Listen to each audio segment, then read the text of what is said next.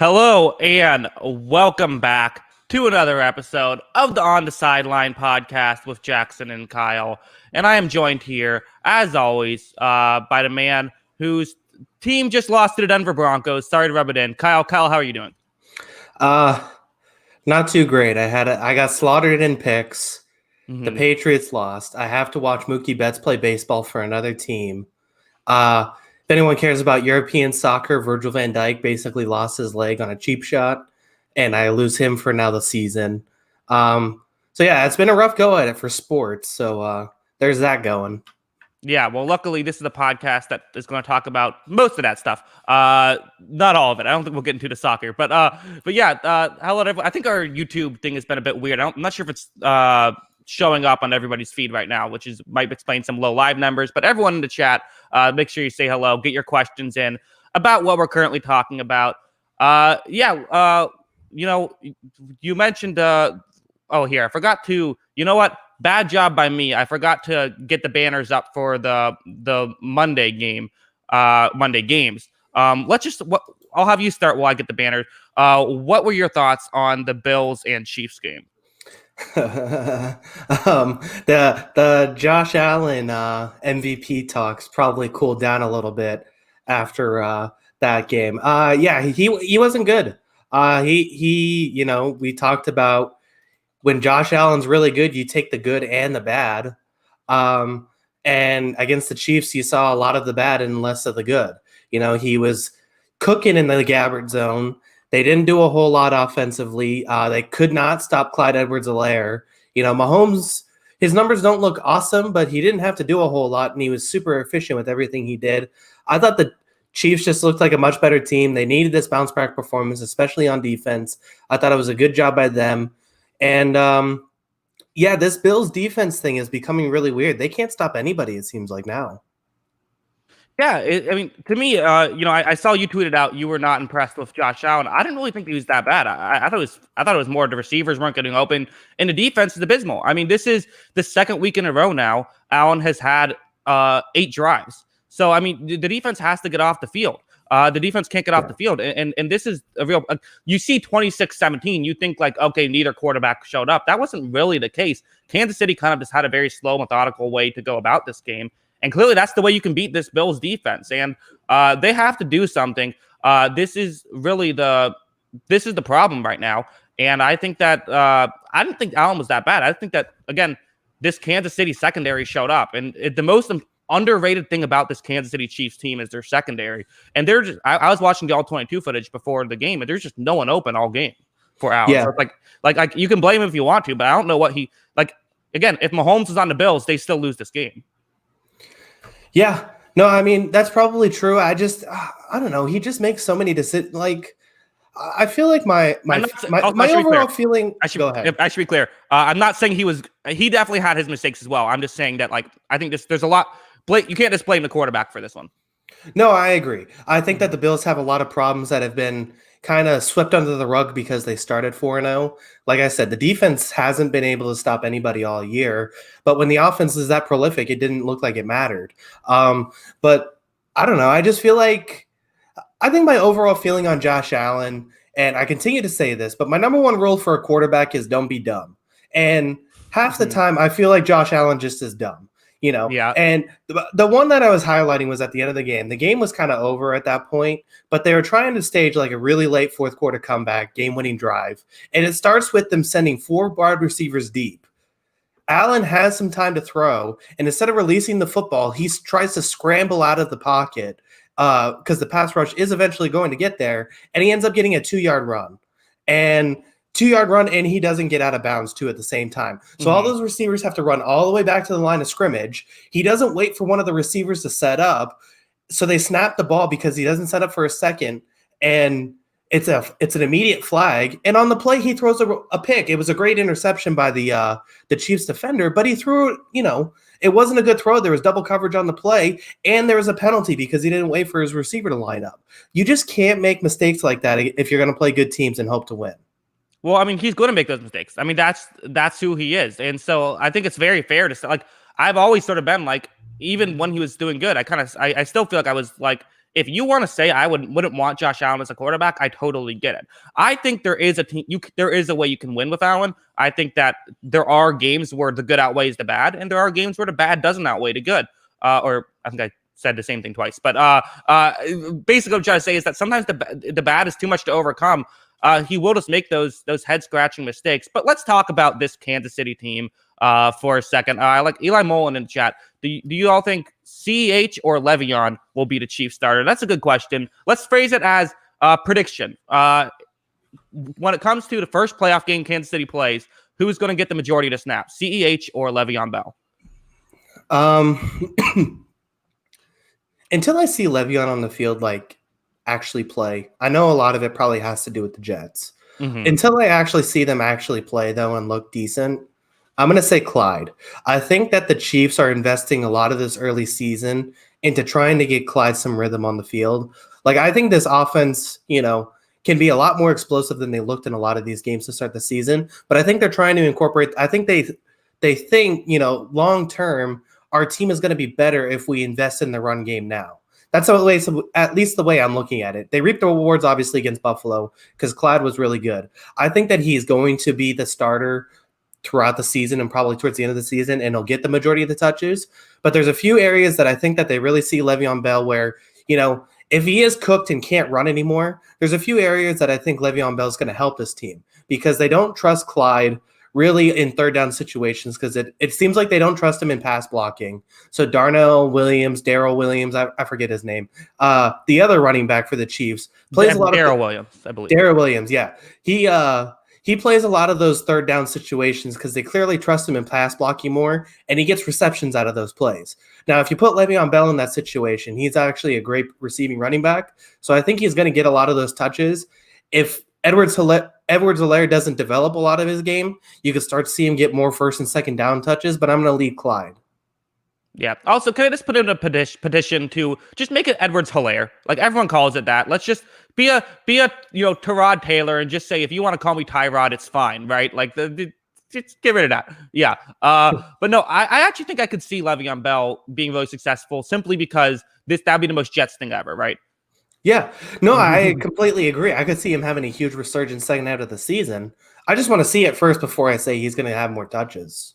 Yeah, I agree. All right, well, let's move on. The other Monday game, I made the wrong call here. I chose to work during one of the Monday games and then watch the other one. And then I watched the Chiefs one. I went back and rewatched the Chiefs one. But I made the wrong call. I watched this one. This was not one to watch. The Cowboys are bad. The Cowboys are dead, and yet they're not because they're in the NFC East. Cardinals played well. I think that, listen, it's not easy to win by 28 points.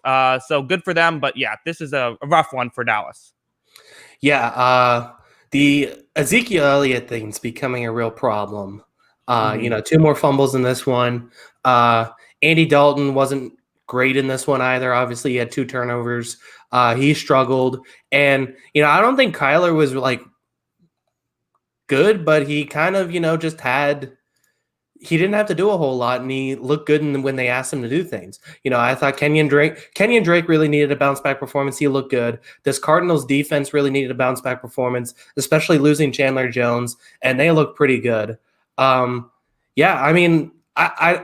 Cardinals are another team I have zero gauge for, I feel like, still. Yeah. Mm-hmm.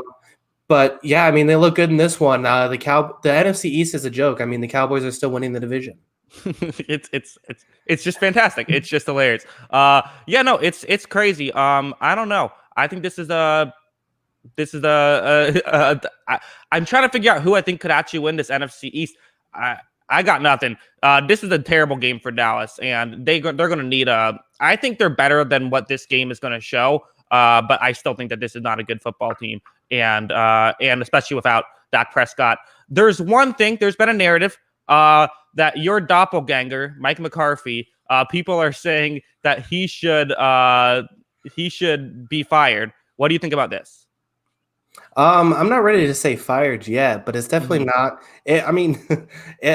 it looks like Jason Garrett, doesn't it? I mean, Yeah. outside of the abundance of clap and probably hand lotion needed on the sideline, it looks exactly like Jason Garrett. So, I mean, I Yeah. wouldn't say fired yet. I mean, he's obviously going to get the year and probably next year too with Dak getting hurt. But I think that he needs to fix something quick. Obviously, with the reports coming out of Cowboys Anonymous, it's What definitely does not that ever something you mean? want to see 6 weeks into the season in your first 6 weeks as the head coach of a football team.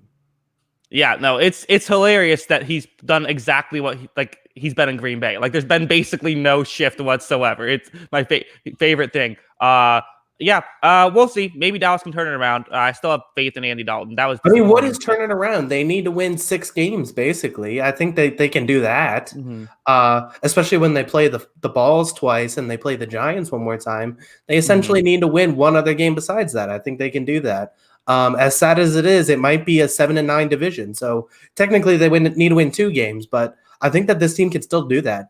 Ryan Fitzpatrick for a 5th-round pick to Dallas. How does that sound? I thought about it. I was actually going to float that out during. Yeah, why not? I mean, yeah, 5th-round pick. I mean, I think that makes sense. Makes sense for both sides. Why not? Yeah, I mean, the Tua thing is really weird that it happened now, Mm-hmm. but that's a different thing altogether. But yeah, I mean, Dalton he threw 54 times and was not very convincing at all. So, I mean, it might be time to prepare for an alternative. So, Yeah, but Fitzpatrick also has shown he's solid. we also got to give credit. Final thought I'm going to say is that we got to give some credit to this Cardinals defense too. A lot of people didn't give them credit, but they've showed up. Yeah, it's weird because they look so bad throughout the season, and then they lose their best player, and all of a sudden they had their best performance against an offense we all thought was good. I know obviously it's missing Dak Prescott, but we still, there's still a ton of the weapons on this team. I give credit to the Cardinals defense, and then I guess the caveat I'll put is it looks like the offensive line is taking a toll on Dallas, losing all those guys. Yeah, I mean, and that's something that you mentioned too. Is Dallas and Philadelphia have both been really banged up, so it's like that is a part of it too. Like we should be fair and say like I'm not saying that they would be 14-2 teams without the injuries, but they're probably better than their record shows when healthy. But that's football. All right, let's get into the preview now. As you mentioned earlier, you got some catching up to do. You had a rough week. You're making up some ground. You made it close, and then just I believe you went 4 for 4. Which allowed me to sort of stretch that lead back out. You have some work to do, but the nice thing about this game is that when you're in last, you get a pick first. Give me a game first. So why don't you give me what you believe will be the most difficult game to pick? All right. A few different directions I can go in here. I'm going back and forth on a few of these Wait. Actually, let me set something up first. There's 2 games you cannot select. There's the Steelers-Titans, because I already have that game. And then there's the Bears-Rams. So actually, you want to just talk about those first, and then we'll get into the picks? Yeah, sure. That sounds good. Let's do that. I guess, Okay. do you want to change your pick? Well, that was my question. I was going to ask you, because I picked the Titans. If I could change it, I would want the Steelers now. Are we going to allow myself to change it since the game still hasn't happened yet? I would say yes, because we're getting new information. Okay. I think this is fair. Yeah. So I will get because the game got delayed. And again, in the future, if any game gets delayed, the person who picked it, it counts as not a miss from here on out. But we didn't make that rule before this game. I'm gonna go with Pittsburgh. I think that for Tennessee, I don't think any team can run off Pittsburgh. And I think that Pittsburgh can stop the run without having to sell out to stop the run. And that's going to make the play action very difficult. And we're going to see what Ryan Tannehill was made of this game, I think. Yeah, I completely agree with everything you said, and I think that I still have questions about the Titans defense, especially they haven't looked great with Adoree Jackson being out.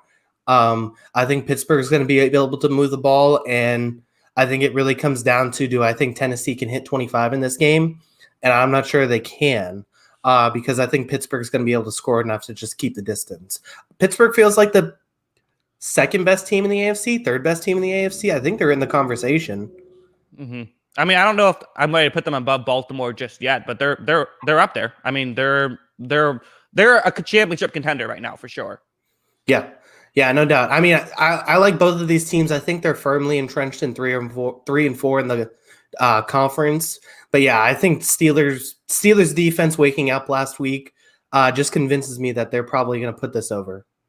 Yes, but I think the one concern you could have maybe is, Tannehill, he's not a perfect player. He's not going to give you those freebies that Baker gave you. So the question is going to be, I do think that this should be. I don't think that Pittsburgh's going to run away with this. I think Tennessee will hang tough, but they're going to have to find a way to. The real thing for Tennessee is this might be one of those games where they go back to sort of what they did in the playoffs of run the ball constantly to try to just limit the possessions or do a lot of short passes, keep the clock rolling, and take it down to the final 5 seconds each time, just to try to limit the possessions, make it an 8-possession game, and hope that you can get a turnover or two and things can bounce your way, because I don't think they're the better team. But this is a team that knows how to win when you're underdogs as well. Yeah, I mean, I think that a lot of this just kind of has to – I think a lot of the – Tennessee winning this game, I think a lot of it has to come down to Mike Vrabel kind of just putting in a coaching masterclass and, pulling out some of the wonky rules that he takes advantage of throughout games sometimes. And I think he's just going to have to do a lot of that, gritty, ugly things that, allow Tennessee to gain a little bit of advantage and win the game. I think that's pretty much what's going to happen. Yes. Kyle's Nightmare in the chat says, Kyle looks so cute today. So there you go. Also seems like a weird thumbnail. I'm not sure what a weird image there on that. Not sure what's going on there. Yeah. No, I think this should be a very interesting one. We'll have to. I'm a bit again. I feel like I should be higher on this Steelers offense than I am. It still just looks a little clunky, and you don't want them to turn the ball over as well. Yeah, I mean, I think the one thing with Pittsburgh is that, James Conner has gotten going a little bit. I think that they can continue to ride that run game, and I think Ben Roethlisberger just makes enough throws in each game that it, plus he's got Chase Claypool now looking like a rookie of the year. So I think this Steelers offense, while it hasn't been perfect, has enough weapons that I think they're going to win this game. Yeah, I think so too. All right. Well, this is the other game that we're not going to pick, the Bears-Rams, because we made a bet at the end of last week's or the last show. I said I think the Bears are going to win. I said outright. It's -6. Don't even give me the points. I think this Bears team is going to win.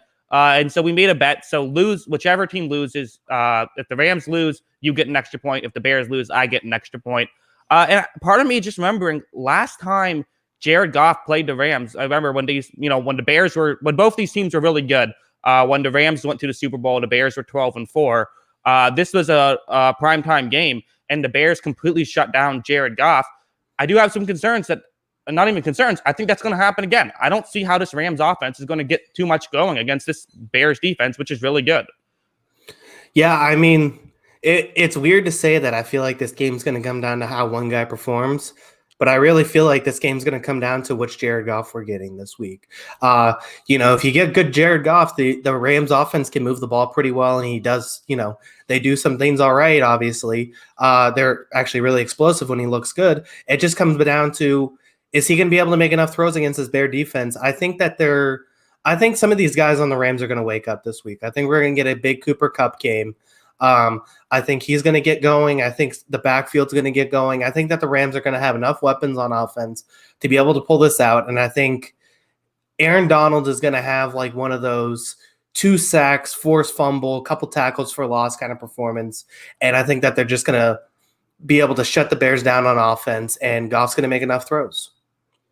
I mean, I don't know. It's possible. I wasn't overly impressed with the Bears defense last week. I get, different situation. But the one thing that is different about the Bears offense to me, that just the reason why I'm much higher on them now than I was in regular season, is their offensive line's playing competent. I'm not saying it's great. It's playing competent. It's playing mediocre, which to me, a mediocre offensive line with the rest of this team now is a playoff team. And I really love this matchup. But I guess, Jared Goff, kind of the narrative, which I think is a fair narrative, is that he's good, but not when he has to move. This Bears defensive line is maybe the best in football, and he's going to have to move or get rid of the ball very quickly. Yeah, I'm interested to see how Sean McVay tries to counter this defensive line because he's definitely a guy who likes to keep to his system. If they can adjust and make a few quick passes and get Goff comfortable early in this game, I think that the Rams will be able to pull it off. Okay, but Eli Mullen says he has the Bears. So now, do you regret your decision? I guess I'm wrong. I'll put this way: I don't think that the Rams will cover this 6-point line, which is I think is way too high. Yeah, that's high. But I do think that they can keep this game into like a 20-17 kind of win. I could see it happening. I could definitely see. I think it'll be a little bit lower scoring. I could see it being like a 14-13. But also, this Bears. Well, one last thing I'll say about the Bears. Their red zone defense has been playing spectacular. You can't score in these guys inside the 20. It's so tough to do. Yeah, that's what ended up killing Tampa because they couldn't build enough of a lead. And Nick Foles made 4 or 5 nice throws at the end of the game, and that was pretty much it. I mean, they're going to have to just find a way to get 2 touchdowns, and it might be too hard against this Bears defense, but I think that they can do it. Yeah, I agree. I agree about the first. I agree it might be too hard. I don't agree that it's going to happen. All right, now we'll get to your first pick. What are you going to give me? All right. So there's a few different directions I can go in. I think there's some good games on the slate. I'm going to go with this one just because I find it as the most interesting game of the week. So the Mayans said once that December 21st, 2012 was going to be the end of the world. But the fact is that the end of the world is actually going to be this Sunday, October 25th. Because the Lions and Falcons play this Sunday, and they can't both blow a fourth quarter lead. So I'm not really sure. Tie. Well, I might pick a tie, honestly, in this one. Falcons go up 14 in the fourth quarter, give up 4 straight touchdowns, then scores 2 straight touchdowns, and they tie. This should be that's very true. I think I have Atlanta in this one. It could go either way. I think that these teams are actually. I think they're relatively close talent-wise. I think that the Falcons defense is a lot more talented than people realize because of how poorly coached it had been early on. And I loved Raheem Morris's game plan last week. Now, that's a small sample size. It's 1 week, and the Vikings aren't exactly a very difficult team to game plan for. So I don't know how much credit I want to give them, but the Lions aren't necessarily a very difficult team to game plan for either. And I just think that this seems like the classic Matt Patricia overthinks things on defense, and Matt Ryan is just able to pick apart this Lions secondary. I think this could go either way. Oh, I forgot to put the banner up. I think this could go either way, but I do think I'm going to go with Atlanta. This is my 3rd highest on the list. Yeah, I mean, I would. Gosh, I don't know. I like a lot of these teams and I hate a lot of these teams at the same time. I guess, I would probably pick Atlanta. I feel like that they could weirdly turn this around. I think they're too late to make the playoffs, but I think that they're going to do their same thing as last season. They're going to turn it around after a terrible start. That offense looked really good last week. They kind of fell asleep for 2 weeks in a row and then they sort of came alive. And like you said, the defense got instantly better when Raheem Morris took over as head coach. Which is a little weird, but besides the point, I thought they did some good things on defense. They are clearly explosive on offense, despite wanting to trade their 2 best players. I could see Atlanta winning this one, but it sounds like they kind of want to tank. So that would be my one thing: is are they just going to start trying to tank their way to some losses this season? And this could be one of those ones. Well, I mean. The management might want them to tank, but Raheem Morris isn't going to want to tank. He wants another head coaching job. The players don't want to tank. They want to get more money. So, the management, if the management wants to tank, you got to trade players away because the talent they have now, they'll win a few games, I think. This is the good question. Kyle's nightmare. Who wins in a fight, a lion or a falcon? Now, Sauce Boss put in the falcon. The falcon flies away to a tree and rests as the lion dies of hunger. That's a good point. Who do you have in this fight? I am going to go with the Falcon too. I think that the Lion will struggle with the aerial attacks and trying to defend in the air. I don't necessarily know how they can do that. So I'm just going to take the Falcon in this one because I don't think Lions can climb trees like bears and such. So I just don't think they have much of a shot because the Falcons are going to be able to swoop in and do what they want. They could just claw a lion's eyes out and they're essentially done for. This is an insane take. No, the lion would win in the fight. The lion, the lions are quick. Lions are cats, right? They're like super quick. The falcon would try to scratch the eye. Lion can catch it. What? A lion's gonna die of hunger? How often do lions die of hunger? They just need to hunt for a minute and then come back and wait near the tree for the falcon. The falcon eventually is gonna have to attack. The falcons could die of hunger too. This is the lions' game all the way. How in the world how is it gonna catch a falcon? There's no way. They're quick. They're cats. They're not as quick as a falcon. I got falcons all the way in this one. Okay, well we'll buy a lion and falcon, throw them in a throw them somewhere, train them to fight, and we'll figure it out. All right, I'm gonna give you a game now. Pete is gonna be on us. What? Pete is gonna be on us. Yes, exactly. I'm gonna give you your team. I don't want to pick this game. I could see it going either way. Who do you have? Oh my God. Your team is the 49ers Patriots, by the way. I need to be better. Yeah, thank you. I got that one. Yeah.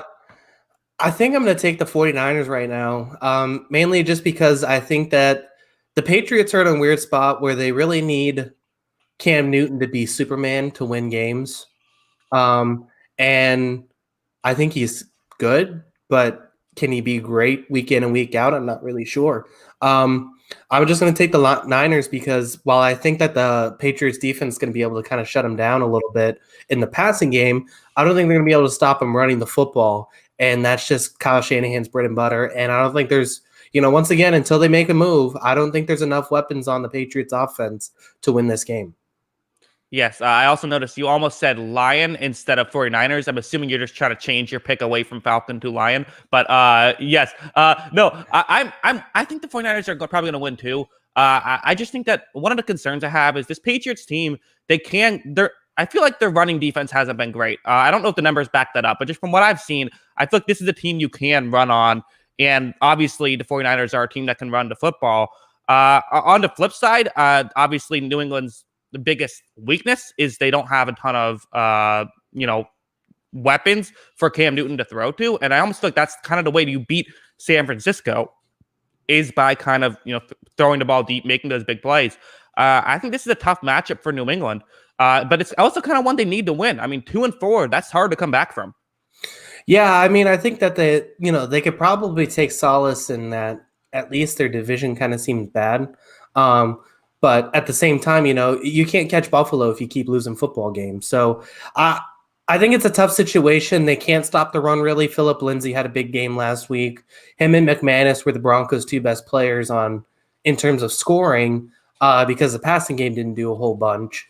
But yeah, I mean, I really think it's just going to come down to there's just not enough pieces on this Patriots offense to be able to win a game like this.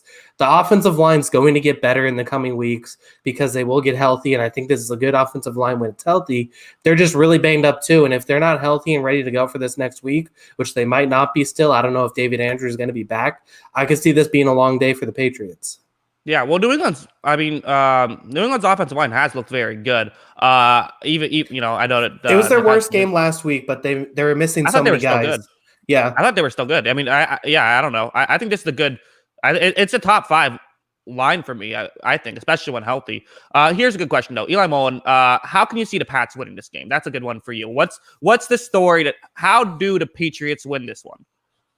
Well, I think the thing you're going to see is that Bill Belichick's going to put a second linebacker on the field next to Jawan Bentley. We've been doing a lot of like Kyle Duggar and Adrian Phillips in that spot as kind of like a big nickel formation. And I think either we're going to put Duggar there as kind of a sideline to sideline kind of rover because of his speed, or they put a second linebacker on there. And, the one thing we talk about Belichick is he loves to take away your strength. And I think he's either going to try and take away Kittle from this game, or he's going to try and just get rid of the run game completely. So I think that what they'll have to do is try and get rid of the run game completely, and then they're just going to need to find a few big plays on offense. I think Damiere Byrd's been good, but at the same time, if Damiere Byrd's your best offensive weapon, I don't know how good that's going to be for your offense in general.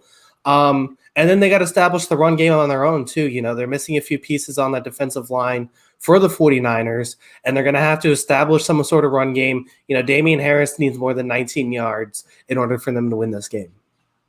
Yeah, I like what John Ross said. Oh, John Ross, nice of him to take some time away from, being a Cincinnati Bengal to watch our stream. He said same way it's the Dolphins winning, which I think is a fair point. I mean, there are kind of some similar teams, and I think that probably the mindset I would have if I'm in Bill Belichick's shoes is let's just stop the run. Let's trust that our secondary can try to stop these wide receivers as much as we probably can. And hope that Jimmy Garoppolo makes some mistakes. On offense, we just run the ball literally every play and just let our defense win the game. Yeah. Yeah, I mean, that's pretty much what I think it is. It's just going to come down to, can they make enough plays on offense? Yeah. All right. Well, we can move on now. What's the next game you're going to give me? All right. I am going to go with Carolina at New Orleans. Carolina probably had their worst game of the season. And how are they going to bounce back in this one against the Saints?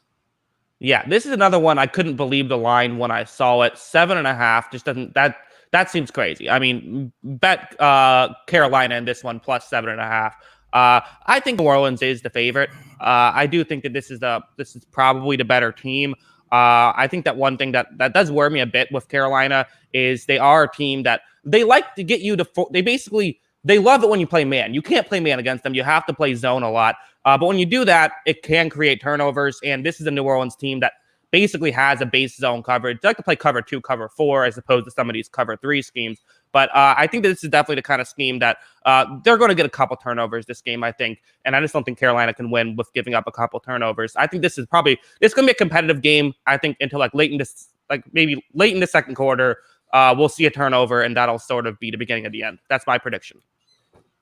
Yeah, I could pretty much see that. I think that the Saints – I'm interested to see this team with theoretically Michael Thomas back.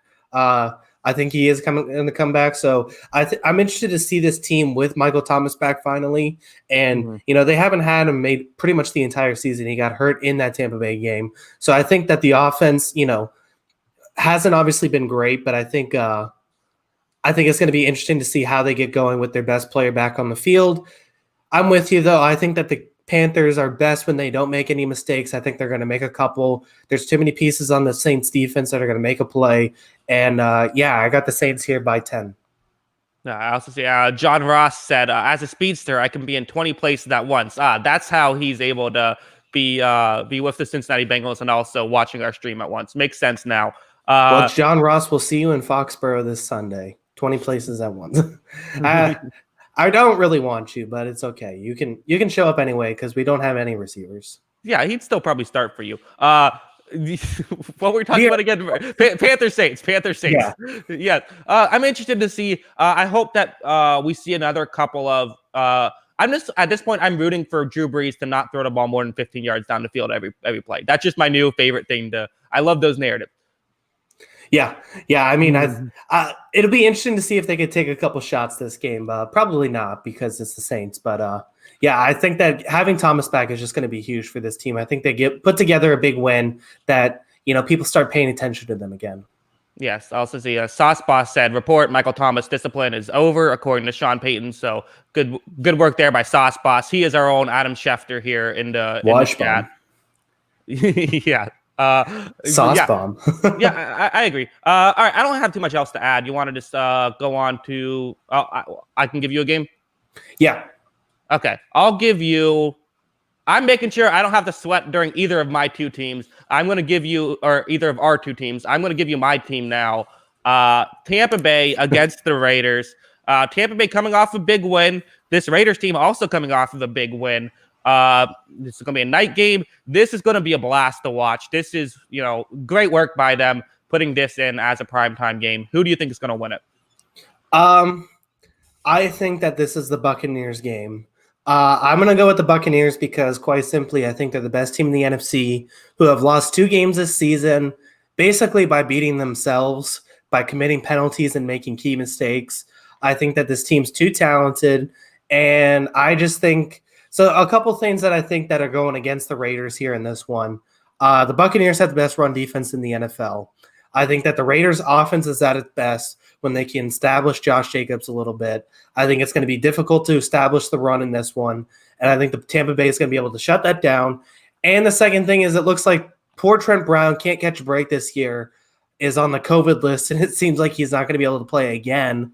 So I think that without Trent Brown and without being able to establish the run game, I'm going to go with Tampa Bay's defense looking dominant and Tom Brady. I think this defensive line for the Raiders is solid, but I just don't think they're going to be able to get enough pressure in this game. I think Brady's going to pick them apart. Yeah, I mean, I think that I agree. I also had Tampa Bay. I could see something happening, but I do think this is a Tampa Bay game. The Trent Brown missing the game is huge. I mean, one fun fact that I feel like isn't getting talked about enough. Everyone talks about Shaq Barrett for Tampa Bay. How about Jason Pierre-Paul, third in the league in sacks right now with 5.5? He's showing up. Also, I saw this on Reddit, and this is just an insane thing about Tom Brady. So we all know Tom Brady has had a ton of success, but it's not just with his own teams. So since coming over to Tampa Bay, obviously the Lightning won a Stanley Cup. The Rays are currently in the World Series. When he was with Boston, there was, of course, the 6 Patriots championships, also 4 Red Sox championships, a Celtics championship, a Bruins championship. But it gets even crazier than that because he also grew up in the San Francisco Bay Area, where the 49ers had a dynasty where they won 5 championships, along with the Oakland Athletics winning 1, the Warriors winning 1, the Raiders winning 1. Not just that, when he went to Michigan during those years, the Red Wings won back-to-back championships, and Michigan won a championship when he was a backup. He has had 23 titles just in the 4 major North American sports in the cities he had been living in. This is just, he is the lucky rabbit's foot of sports. This is just an insane thing. That's how does this possible? The true GOAT.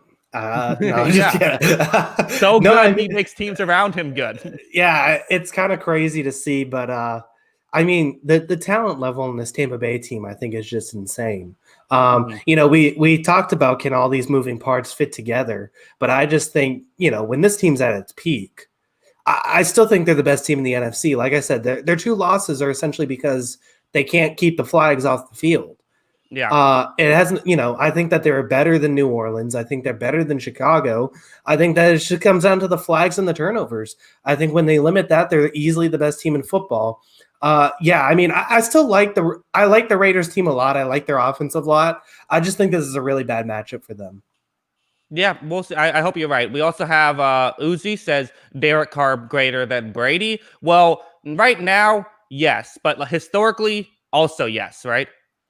That Brady guy had a few successful seasons. I don't know. I mean, did he lead the Raiders to 12-4? I don't think so. He did not lead the Raiders to 12-4. No, he didn't. Yeah. Amazingly, that would actually have brought his win percentage down, but we'll move on. Yes. All right. So now it's time for you to give me a game. All right. So a few games off the board here. I'm going to go with all right. I'm going to go with a Thursday night game. I'm going to go with the Giants and Eagles. Yes, this one's a fun one. A lot of NFC least things on the line here for this one. This was next on my list, so good pick by you. I kind of want the Giants to win just to continue this complete wildness of what's going on. I think this is a Philadelphia victory. I think it is. It could be a Giants victory. I can easily picture a way the Giants win this game, and it would be if Wentz once again throws a couple of bad interceptions against a good secondary. James Bradbury is making interception-worthy plays every game. So this is already a team that will just turn not bad plays into interceptions. Now you have Wentz who will, lose one and throw one and not where he wants it, and that can result in interceptions. On the flip side, this is a game the Giants' defensive line should dominate. Jones should have 1 second on average per play. I mean, this is a great defensive line going up against a bad offensive line. And this is for Philadelphia. This is the game they just need to shut down the Giants on offense if they're going to win. I think they can do it. I think they probably will do it. So I'll pick Philadelphia. But I could definitely see the Giants finding a way to pull it out. If I put the over-under on turnovers for this game 5, which would you take? I think you gotta go under, right? 2 each. That's a high over-under. I think you gotta go under. So I would go under. If I put 4, would you put over-under? I think I don't bet that one. I think that's the one I don't bet. Yeah. Yeah, I think that this is going to be interesting. Miles Sanders, Alshon Jeffrey, and Zach Ertz are all out. This Giants defense is actually pretty good. I think that this is going to be this might be the worst Thursday night game of the season in terms of it's just going to be ugly football on offense. Yeah, I mean, I don't trust Daniel Jones at all. I think that I think the Eagles have to win this one. If they fall to this team and the Giants pass them for the division race because of this, then yeah, you have to say that this team is just fundamentally flawed and not going to fix anything. I don't know. No, it's weird. It's bench Carson Wentz and bench. I'm blanking on the what's the guy? The rookie quarterback for the Eagles. Jalen Hurts. Yeah, I just blanked on his name. Yeah, bench both of them. Put in Doug Peterson at quarterback and just accept the fact that you're going to lose the rest here on out. Tank can get a pick if you lose this one. You got to win it. Yeah. So my next question, are both of these quarterbacks on the same team starting next season? Yes. I think so. I think Carson Wentz is I think they're going to hang on. I think even if he continues playing this year for the rest of the year, you still have our receiving core was really bad. Like we had injury, even though our line was still pretty good, we had some injuries there. Like we can't completely, and he's been good in the past. He's someone who like he has been an MVP candidate. Like he is probably would have won it if he stayed healthy. Daniel Jones, I could see them moving on from him, but I think the only way to move on from him is if they get like a top 4 pick, and I think that maybe it'll happen, but I would guess yes. Yeah, I don't know this. We have like 10 teams with 1 win or less so far this season still, which is just mind-boggling to me. I mean, I think Trevor Lawrence is really throwing a lot of these teams for a curveball. I think it's going to create some awkward conversations this offseason, especially with so many of these young quarterbacks. Because I mean, I'm obviously not Todd McShay with a lot of this, but I would say that he's my best prospect I've seen at quarterback since Luck. And I think a lot of these teams, even if you have a young rookie second-year quarterback, I think a lot of these teams are going to have awkward conversations. Is it worth keeping this guy or moving on to Trevor Lawrence, who might be the best who is probably the closest thing you have to a lock at quarterback? I think a lot of these teams with 1 win are going to start having these conversations soon. Yeah, I think that the reality is if you are the worst team in football, if you somehow manage to be worse than the Jets, you should get Trevor Lawrence. I think that's a no-brainer. But yeah. All right, we'll move on now. I'll give you I give you a game. Yes. Let's stay with this division. Why don't we? Dallas taking on the Washington Balls. This is the pick'em. For me, I don't think it should be a pick'em. I'm going to let you go ahead. Who do you have winning this one? I think I know who you're going to say. I mean, it's got to be the Cowboys, right? Yeah, you got to. I mean, if they can't win this is the same thing. I mean, the Cowboys and the Eagles, for as much as we joke as that game is literally like decides the division year after year, I honestly feel like they're in kind of the same boat year after year. This is the same situation as the Eagles, where if they don't win this game, then what are they doing? Just what are they doing? So I just think that it's all I think the Cowboys have to win. They're clearly a better team. They have more talent on offense. They have to get this done. Yeah, but and here's the thing. Could there be a way where Kyle Allen just completely lights up this Dallas defense? Because that's what you need if you're Washington. I just don't think that's going to happen. I just don't. I think that we're going to end up seeing that's really what has to happen is they have to have a lot of success on offense. It's possible, but especially against anyone can do it against this Dallas defense. But yeah, I just think that probably Kyle Allen's the kind of guy where he's going to fumble the ball if there's no pressure. There will be a couple times when he fumbles the football. I think this is definitely Dallas has to be favored. I think the pick'em is just an overreaction to Dallas's bad primetime performance. Yeah, no, I'd agree. I think a lot of that, and I don't think Vegas has really figured out how to handle home field advantage for the betting lines, because usually home field's 3 points, but you're getting 20% attendance, so it's not the same. Right. But anyway, besides the point, enough about Vegas. We already talked about the Raiders. So I think that a lot of this game, I mean, I think that there's just too many weapons on the Cowboys offense that they're going to be bad 2 weeks in a row. Now, the Raiders. Oh my God. I was about to say the Redskins. The Balls' way of winning this game is essentially the defensive line just tears apart this battered Cowboys offensive line. They get a couple turnovers. They force another couple fumbles for Zeke. And then they essentially win this game by. And then, like you said, I think anyone can actually light up this Cowboys defense. Anyone in the NFL can do it. I'm not going to bet on the Balls to do it. But, Terry McLaurin could easily have a 150-yard game and put in a couple touchdowns. And all of a sudden, this just looks like the Cowboys have no answer. Is this a team that could go after Ryan Fitzpatrick, Washington? They could, but I don't think they would. I don't think they want to. I think they want to be bad. I think Washington – I think they need a young quarterback. They need a reset. But I think this team is more than – especially on offense. I feel like it's more than just a quarterback away from being a good offense. Sauce Boss says Balls mad underrated. We also have Kyle Clownin can change his name again. He says Balls all day, right, Kyle? Do you agree with them that Balls are mad underrated? I mean, I like this defense a whole lot, but the one thing I said about the Balls, and it's kind of how I feel about the Panthers too, who have looked good despite the lack of talent, is you can't make mistakes if you have a good defense and a bad offense. Basically, the one rule for the offense is don't make mistakes.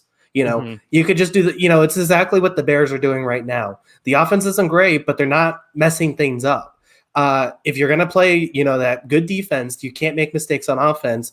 And, the first week they were able to do it without making any mistakes, and they came back and won that game against Philadelphia, which was kind of a weird game. But you can't win games if you're making mistakes with a bad offense. Yeah, I agree. All right. I think that's enough for that one. Also, You Can Call Me Funk says, so I couldn't find a Lion v Falcon video, but I found one with a Hawk, and it didn't end well for the Hawk. So does that change your opinion on this Lion versus Falcon debate? Yeah, sure. I'll go with the Lion. Why not? All right. We got him. Officially on the same page. Kyle, proven flip-flopper. Oh, geez. All right. We'll go ahead and move on. You give me a game now. All right. I am going to go with let's see. Let's go with sorry, I had to work today and I didn't prepare for this. I'm going to go with I think a really weird game. I think there's clearly a better team here, but I'm going to go with the Browns and the Bengals. Okay, I got the Browns. I'm with you because clearly a better team. I don't hate this one. I had this one higher up on my list than I probably would have otherwise, just because I'm assuming this is kind of why you have it here of there's a chance Baker Mayfield just throws the game away, right? Yeah, I mean, the thing is that if the Bengals jump the Browns like they did the Colts here and, go up 21-0, I don't really see a scenario where the Browns can come back from that. I think the Browns are kind of in a position where they kind of have their game plan has to work early on, and it's a very methodical approach on offense.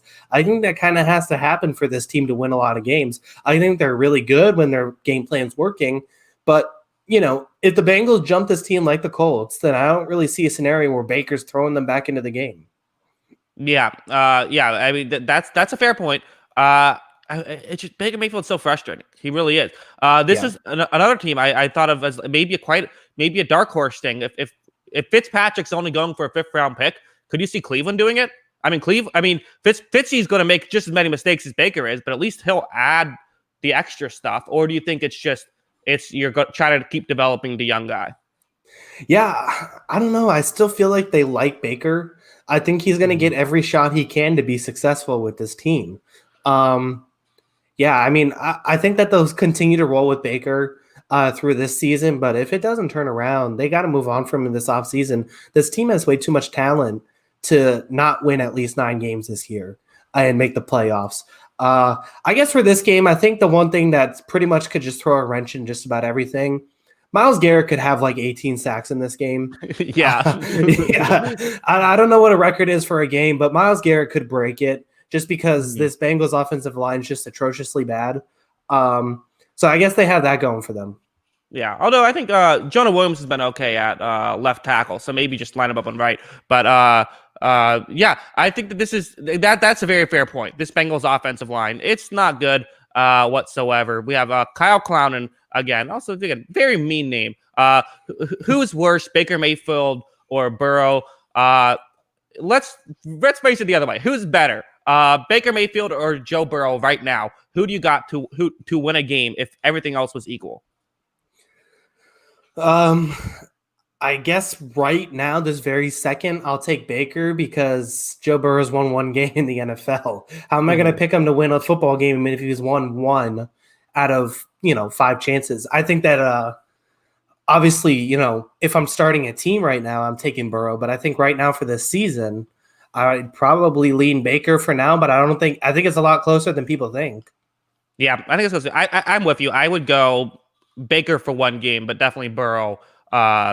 Also, Sauce Boss says 7 sacks is the record. So okay. Over under for Myles Garrett, 6.5 sacks in this one. I guess you kind of have to take the automatic under there, but I honestly think he could end up with like a 4-sack performance in this one. I think he's definitely someone who can dominate this game. Yeah, this seems like a get right game for Cleveland. I think they won it. All right, I'll give you a game now. I'm going to give you a sneaky one. This is the second biggest line of the night, but I think this is one that I could definitely see some upset potential here. How about a divisional matchup, Chiefs Broncos? For one thing, I think that 9.5. This feels high for me. I definitely think the Chiefs should be favored, but it feels high. On top of this is the same kind of defense that we talked about that is kind of perfectly suited to beat the Kansas City Chiefs. They like to play zone. They have pass rushers who can get to the quarterback. I'm not sure, again, losing Von Miller is that's made of a completely different team. And maybe they can, run the ball and get some success that way against Kansas City. It's probably going to be the Chiefs, but who do you got? Yeah, I'm obviously going to take the Chiefs here. I think that Denver might have a chance of stopping Mahomes. I just don't think there's enough pieces on off. Like Phillip Lindsay's going to have another big game in this one if Melvin Gordon's not back. Melvin Gordon can obviously have a big game in this one too, but I think that they're going to have a big game running the ball. But I just don't think, I thought the Broncos got the best out of Phillip Lindsay last week, and the offense scored 18 points. I thought the Chiefs bounced back past defense-wise and looked better, obviously, this past week. I think that they're going to be able to slow down the Broncos offense enough, and while they may be able to slow down the Chiefs, I don't think they're going to be able to shut them down. And I think it's going to be enough for the Chiefs to win this one. Yeah, I mean, the smart money is on Kansas City. Again, I was very impressed with the Kansas City defense last week. I've been impressed with the defense all year, really. It's a good team. They obviously they had a bad week against the Raiders, but the Raiders offense can kind of just do that to people as well. I also kind of think the only way you can really beat them is with speed in their secondary. I'm not sure if Denver really has that guy, that burner type. So I think this is probably going to be a Kansas City win. But again, divisional matchups are weird. This is the scheme that tends to give Mahomes trouble. So maybe if Mahomes makes a couple mistakes, which he never does, this could go a certain way. Yeah, I definitely think that's fair. I think Drew Lock, I think he's going to have a better performance. I think people are ready to say he stinks when he played the New England secondary, which is one of the best. And I think that's a little bit of an overreaction. I think he's going to be fine in, going forward. This is obviously his first game back, so I think he's going to be fine. But I think that the Chiefs defense, the secondary specifically, look better, that they're going to be able to limit some of these Broncos weapons, especially if guys like Fant isn't back or Gordon isn't back. I think it's just too much of an uphill battle. Yeah, and Drew Lock's always good for a couple of incredible throws a game. Like even on his bad days, he'll make one day. Like, oh, that was great. Like every time. Yeah, I mean they had It was like a 3rd and 16 where he hit a bomb to Tim Patrick, and it turned into 3 points. It really made a difference for them. But he also just had, it wasn't a terrible game. He just had 2 egregiously bad throws. Yeah, and not in the great. The first 3 quarter, Drew Lock was fine. It was 4th quarter, Drew Lock that had some problems. But yeah, we'll all right, we'll move on now. You give me a game here. All right. One team that is, this team doesn't have a lot of talent. They've really started to show it the last few weeks against a team that seemingly can't close any game whatsoever, ever. I'm going to go with the Jaguars at the Chargers. Yes, this is a good one. I had this one a little bit lower, but it's good having it here. Yeah, the Chargers are just that team where they're just destined to lose every game. The Chargers, you know what they are? They're the football team in the movie that like the team meets up in the semifinals, you know, where it has to be like this crazy close game, but also like they're not like the big bad villains at the end. They're just the team that like always loses in these like crazy ending ways. Yeah, I think that the Chargers are the better team here. The line is 7.5. The Jaguars team is not good. We all thought they might be decent when they won their first game. This is not a good team. This is a bad defense, and Justin Herbert should have a great statistical day against this Jacksonville defense. On the flip side, I think this Chargers defense is pretty good, and I think this Chargers defense will be able to shut down this Jaguars offense. And so it's the kind of thing where I don't think the talent is that much different, but I just think this is a bad matchup on top of the Chargers being the more talented team. So I think they probably win unless you get a couple of Herbert rookie mistakes and Minshew is able to, go Minshew mania and find a way to pull it out, which is possible, but I don't think it'll happen. Would you rather have Herbert or Minshew right now? That's tough. It's tough. It's hard. It's so hard to evaluate these quarterbacks on bad teams like the Jaguars because it really is. I think I would rather have Herbert. I think Herbert, and again, we're just talking for one game, obviously, not overall. I just like what he can do. He has a big arm. He can make these better throws. And he's proven that, his accuracy, quote unquote, problem is nowhere near as big of a problem as we thought it was in college. So I'm totally on to Herbert train now. I said I wouldn't draft him in the first round. I've totally changed my mind. I think Herbert's great. Yeah, I mean, I think it's going to be interesting when they, start to play some bigger games because that was my biggest knock on them. But, I mean, I think the Chargers have talent. I don't think I still feel, despite their record, when we did our preseason predictions and I said I picked them third, I still feel pretty justified by the picking them third because I think that at the time, first of all, Derwin James was supposed to play, and this good defense would have been even better, I think, with James obviously on the field. Plus, I think that there's talent on this offense. They're missing a few key pieces. They need probably to build up that offensive line, and they probably need a new coach. But I think there's a lot of talent on this team, and there's not a lot of talent on the Jaguars team. So I'd probably go Chargers, despite their fourth quarter woes. Yeah, but if any team's going to can find a way to lose it, it would be the Chargers. Saucebots has a good question. Who wins? Who wins in a fight, me or you? I think me, right? And we've already established I'm spry. I don't know. I got some size on you. I think that's just too much of an advantage. That's true. I'm deceptively big as well. I think I might have I'm deceptively fat. That's me. Deceptively fat. That's a great scouting report. Yes. Oh, yeah. Check out this offensive lineman. Deceptively fat. All right. We'll try to get a hold of things. Reel the show back in now. All right. I'm going to give you a game now. I'll give you Packers Texans solely because the Packers have had trouble with mobile quarterbacks in the past, and Deshaun Watson can maybe throw a minute. That's pretty much my only reason for it. What do you got? I don't have the over-under in front of me, but I'd pound the over in this game and take the Packers. I think both of these teams are going to be able to score and kind of light each other up. But I just think that the Packers have too much talent. The Texans aren't going to be able to stop anything the Packers do. There's going to be a big bounce-back Aaron Jones game. And, yeah, I got the Packers. They probably still win this game by 2 touchdowns, but it's going to be like a 49-35 kind of win.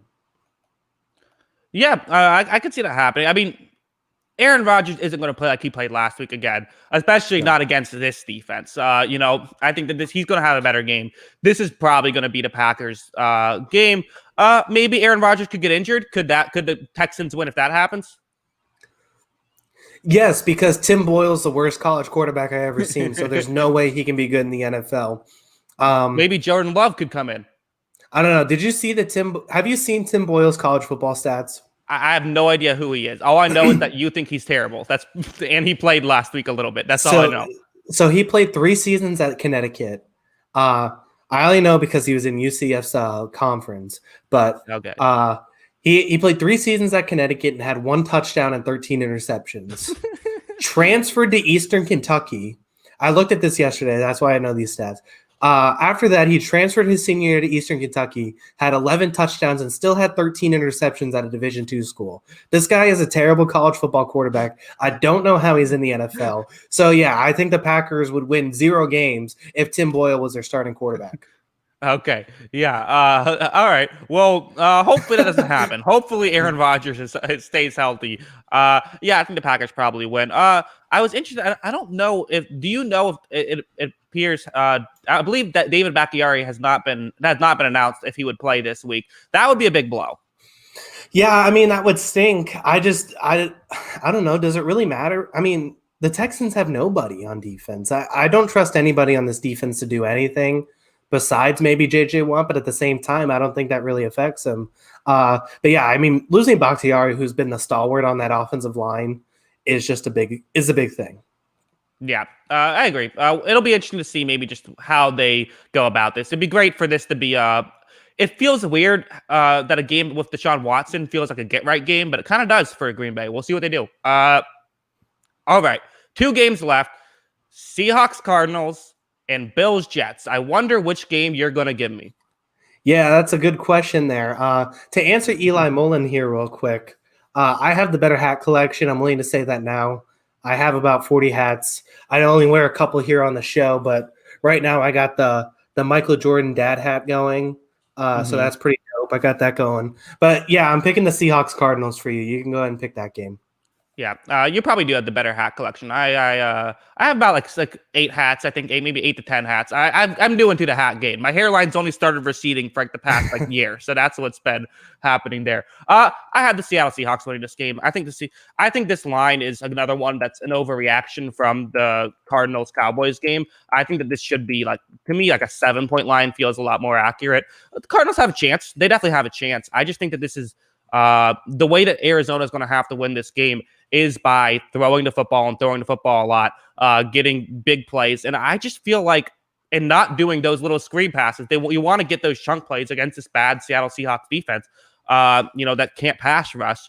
But I feel like this whole Cardinals team, sort of how to remember back to week 1 when the Cardinals beat the 49ers, a healthy 49ers team, a lot of how they were able to do that was because the 49ers pass rushers are kind of rendered useless with this team, with this scheme.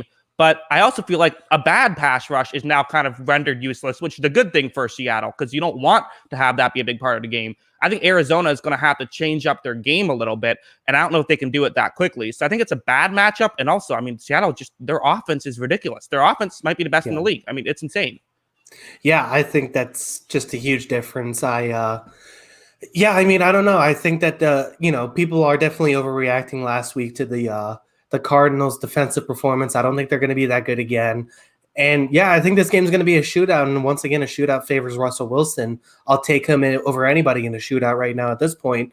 And yeah, I just think he's too good. I think that I feel like every time we see this Arizona team win, we completely overreact to it. That this team is all of a sudden anointed as the next big thing.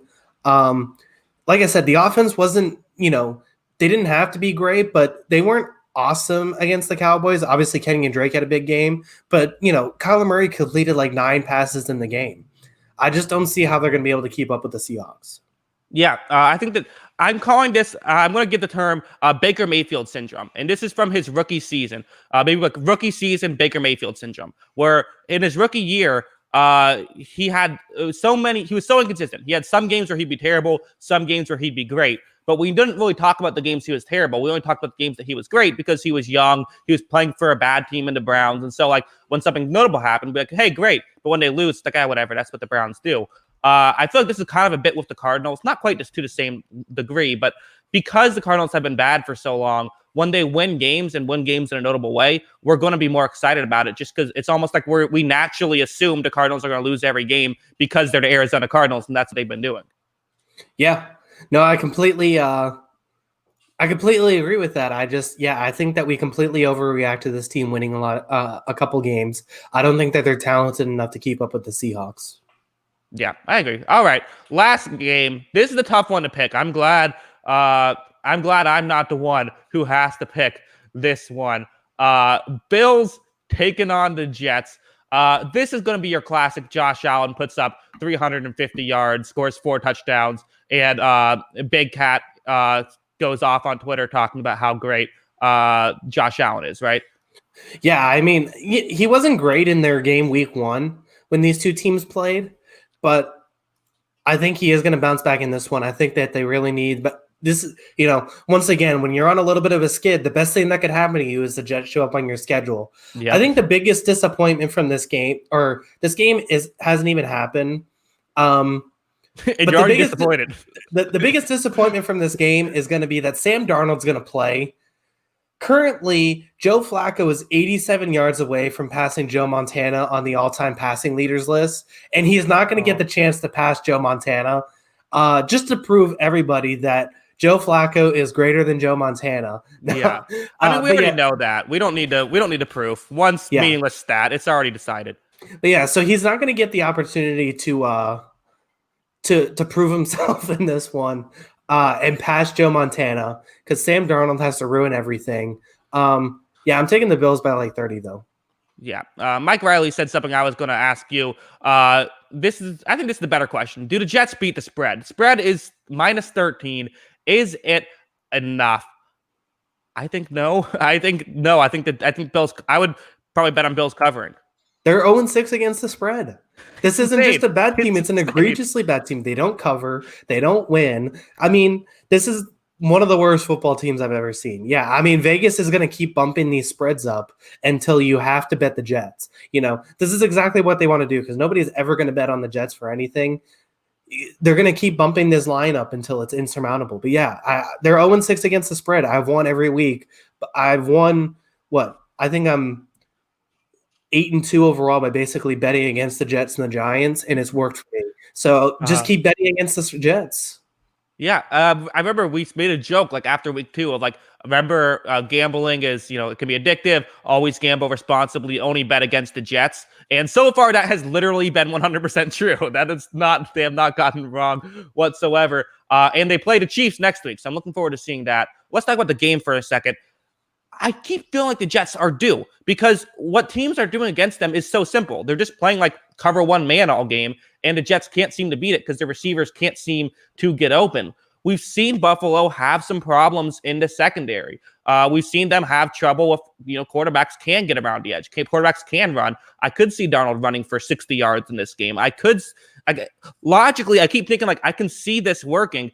Is there a chance that the Jets are able to put up some points on offense and maybe at least have a decent offensive showing and lose this game 35-21? No. No. I mean, I think Jamison Crowder is going to get his 80-90 yards in this game, but they're going to have like 220 yards of offense, and that's pretty much going to be. I mean, I don't see how this team wins any game, honestly, at this point, because they have a coach who doesn't utilize the strength of his team, which is their tight end play. I continue to say this. They have good tight ends that they refuse to use in football games. I mean, I don't know. I don't think that there's any situation where they're winning with Adam Gase on the field. I mean, if the Jets do manage to win this game or a game over the next couple weeks, it throws all of these teams for a loop that are competing for the number 1 pick. Because right now, I think it's a lock for them. Yeah, no, I think I agree. I think weirdly though, I think despite the fact that I think the Bills are going to cover a 13-point spread, I also think this is one of the Jets' best chances to win a football game. Like, am I crazy in thinking both of those things at the same time? I mean, I guess if you say best chances to win a football game, it's pretty much this, and I think they played the Chargers later in the season and the Dolphins. That's essentially all they got. Mm-hmm. Yeah, their schedule is really tough too, which is hilarious. They're probably going 0-16. This is insane. Yeah, the Jets. We got to come up with like a game for the Jets or something because we keep just making fun of the Jets for the last 8 minutes of every show, which is fun, but we'll figure that out. Do you trust Adam Gase to handle your McDonald's order? No, he would for sure. I always get it without ice. He would for sure put the ice in it. And then when I asked, actually, I ordered this without ice, he like groan, like look annoyed at me. Like I'm the one who screwed up and not him. Yeah. Yeah, definitely. Yeah. I overcooks the fries somehow. Right. Exactly. I asked for no onions, still puts onions on the burger. Not the one I would trust. All right. Any final thoughts on this week? This week, I thought you were gonna say Bills Jets. I was like, we talked enough about the Jets. Yeah. No, I think it's gonna be a fun week. I think it's gonna be interesting. If we get to Monday, we'll see what happens because I do think the world's going to end when the Lions and Falcons play each other. Because, like I said, neither team they can't both blow a fourth quarter lead. I can't wait to watch that game and just watch Armageddon happen. That'll be fun. Yes, that should be a very good thing. Oh no, Dan Quinn's gone now, so maybe the blowing leads kind of has left with him to some degree. Probably not, but we'll see. Yeah, should be fun. Looking forward to this. I think it's a good week. I think there's a lot of good games. There's a lot of games I think I know who are going to win, but there's not a lot that I'm like, oh, that team's going to win. You know? Yeah, definitely. Right. That's kind of how I feel the same way. Yeah, it should be a good week. Also got some baseball on, so this should be fun. Yes, I'm nervous about this one, Kyle. I'm nervous tonight. The game's it's probably starting like right now, but so we got to end the show. But I'm nervous. This is a must-win. Yeah, I mean, listen. In case everyone didn't know, I knew because I watched him firsthand on my favorite team. Mookie Betts is really good at baseball, and when the Dodgers superstars show up, it's going to be really hard to beat them because there's just too many. You know, they got 8 superstars on their team, so when they all show up like they did last night, it's going to be tough to beat them. Yes, I tweeted out. I blame the Red Sox for this. I blame the Red Sox for this loss. This is the Red Sox still screwing over the Rays, even when they're losing games left and right. Yeah, I do too. I mean, the Red Sox didn't let Clayton Kershaw work you. I mean, that's good. I think that's the best thing that could happen for the Dodgers. Is Clayton Kershaw just looks awesome in his 2 starts during the series, and they take this home in 6. Yeah, I mean Kershaw's. I mean I don't know how anyone hits the slider. You have to guess on the slider. You have to completely. That's what Kiermaier did. Was he just guessed slider and was right and hit a home run off of it? Like I mean the overlay of the slider and the fastball. It's the same pitch up until like right before it starts to break. It's incredible. I don't know how anyone hits that. Kershaw, yeah, he was good. I'd say Clayton Kershaw's good at baseball. Yeah, I would root for Kershaw usually if it wasn't for him playing my team. Like it's a cool story. And really, there are so many parallels between the Lightning and the Dodgers of like the team that can't get over the hump. They lose in the first round last year, kind of in an embarrassing way. I think the Lightning embarrassing because of how bad they looked. The Dodgers because they were right there, and they blew it. So I think that this is it's a great story. And honestly, I feel like we're the worst team, which is kind of the better mindset to have. And we just won a championship, so we're playing with house money. Yeah, no, I agree. I think it'll be interesting. I think the Rays, I'll touch quickly on them. I think pretty much that the biggest thing with the Rays is their bats have to show up. I don't think the bullpen's going to be that bad every game. Obviously, they're able to batter some of those guys that came out of the bullpen in game 1. But, you can't have – I think, everyone's talking about how great Randy Arozarena has been. He's like 3 for his last 20. But all 3 of them have been home runs, so that's the big difference. But yeah, you can't have him, Meadows, and Lowe go 0-4. Yeah. You just can't have that. Yeah, no, I mean, and Lau's been terrible. He's hitting 100. It's so frustrating. He's currently at the plate now with a 3-1 pitch. So hopefully he hits a home run and makes this bat on the air. Oh, whoa, he hit one far. Oh my God, he just hit a home run. Did he really? I swear to God, that just happened. Yes. Well, I spoke it into existence. They can't go 0-4. There's Lau getting them on the board. That was incredible. That was the greatest thing that's ever happened in the history of podcasting. Yeah. Okay. Well, that was awesome. All right. Cool. Well, hopefully they can rally here. Yeah. I hope my mindset is 2 wins from Snell, 2 wins from Charlie Morton. That's as simple as it gets. Yeah. Yeah. I mean, that's really what they need. They have that advantage, so it'll be interesting. And Charlie Morton, greatest pitcher ever, right? Best. Yeah. I'm exaggerating, but I mean, what he can do in elimination games is insane. Yeah, I mean, it's impressive. He keeps getting it done when it matters the most. So. Yeah, he's, I believe, 4-0 in those. Wild. All right, well, enough of this now. I'm glad we got that moment on the podcast. And all right, Kyle, any final thoughts before we go? No, that just about covered everything. Go enjoy your game. We'll talk Sunday. Yes, Jackson's little friend says, can you let me out of your basement? I want to watch the race. No, and I told you not to go on the internet. All right, well, until next time, have a good one. Peace.